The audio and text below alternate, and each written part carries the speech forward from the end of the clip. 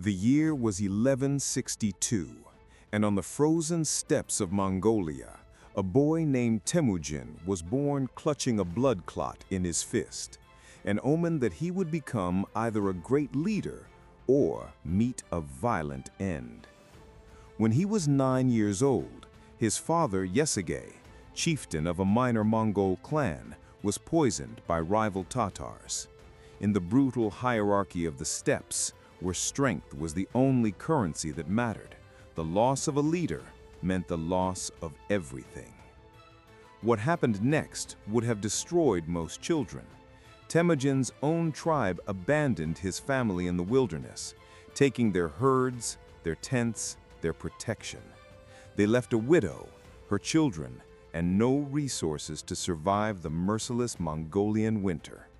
This wasn't just rejection, it was a death sentence delivered with cold calculation.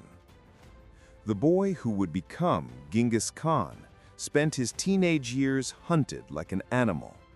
When the Taichiod clan finally captured him, they locked a wooden collar around his neck, a kang that marked him as a slave, less than human. He should have died there, forgotten in the dust of history. But Temujin's suffering reflected the chaos consuming the entire Mongolian world. The steppes were fractured into dozens of warring tribes, Merkits, Tatars, Naimans, Karites, locked in endless cycles of raid, revenge, and blood feuds stretching back generations. There was no unity, no peace, no vision beyond survival. This fragmentation had consequences beyond Mongolia. The Silk Road, that ancient artery connecting east and west, was choked by banditry and tribal warfare. Merchants traveled in heavily armed caravans, or not at all. Knowledge and goods that should have flowed between civilizations instead stagnated. The Mongol people themselves lived in perpetual poverty and violence, their potential wasted on meaningless tribal feuds. Brilliant warriors, instinctive tacticians, deadly archers, all consumed by internecine conflict. Everything changed the night Temujin escaped from the Taichiod clan.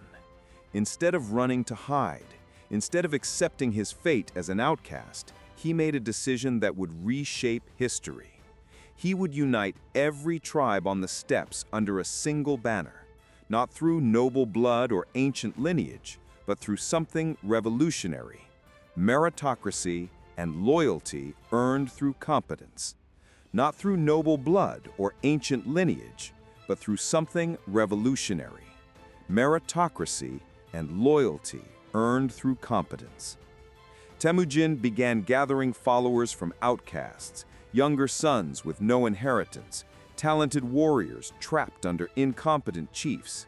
He offered them something unprecedented, a place where worth was measured by ability and loyalty, rather than birth.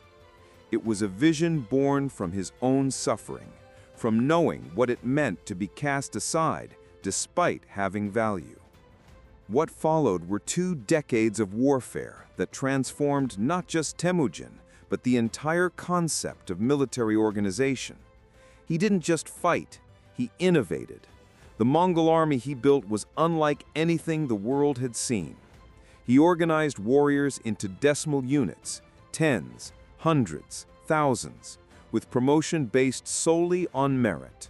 A skilled commander from a minor clan could lead 10,000 men if he proved his worth.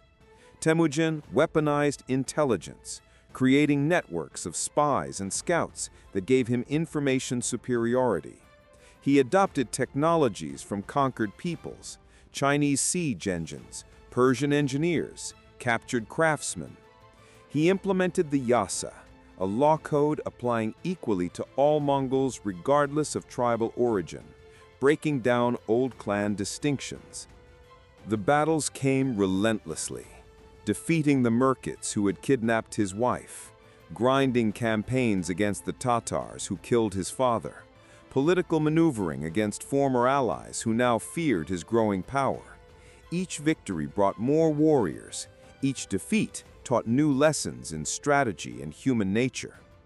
The final unification came in 1206 at a great gathering.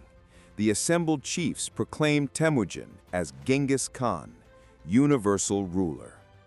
The orphaned outcast with a slave collar had become supreme leader of all Mongol tribes. But this was not an ending. It was a beginning. What Genghis Khan did next defied all historical precedent. He launched his unified confederation at the civilized world like an arrow.